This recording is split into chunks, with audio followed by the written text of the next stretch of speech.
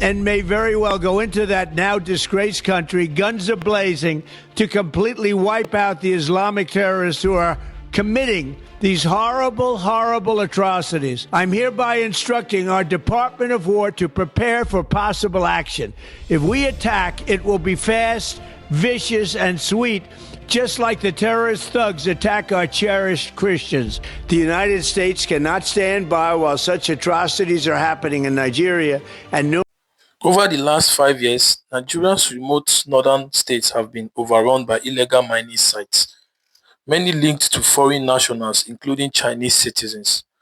Reports shows that gold and lithium extracted illegally are smuggled out through Niger and Ghana, bypassing taxes and funding armed bandits.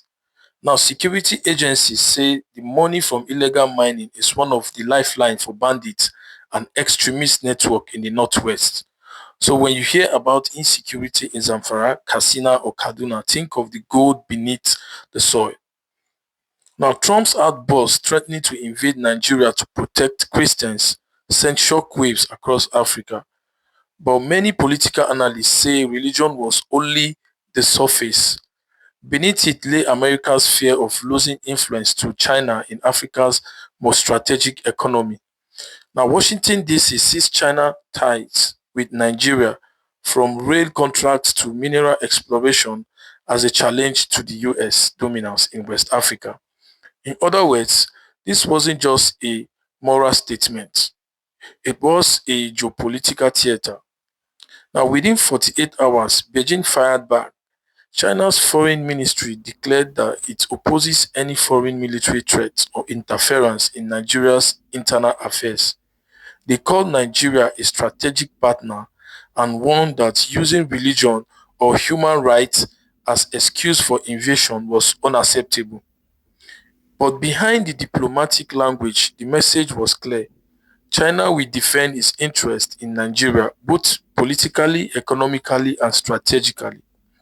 Nigeria, after all, is China's largest trading partner in Africa and a key belt and road ally. So what links China's support, then Trump's threats and illegal mining? Well, it's simple: resources and control. Whoever controls Nigeria's minerals controls the gateway to West Africa's industrial future. The US wants transparency and Western alignment. China wants stability and access to minerals, while Nigeria wants sovereignty but finds itself squeezed between two global powers. Let's take a listen at Senator Adams Oshomole about his complaint on illegal mining involved in happening in the illegal northwest mining region of they Nigeria. use choppers, they procure arms exactly the same way as our military were doing in the south. They give them arms, they use choppers to come and cut away the gold, and they take them out of this country and make billions of US dollars. And the federal government is not doing what it should be doing. I took this letter to the former president when I was national chairman of APC, and I said, call the general to give you more brief. In fact, what is happening, or what subsequently happened in that part of the country, was exactly what the general told me was going to happen. Because these guys have been weaponized by the illegal big men who deploy them, secure territories, and the weapon is meant to protect the Chinese and other foreigners who they actually employ to carry out the mining. And on occasion, they use the same weapon to carry out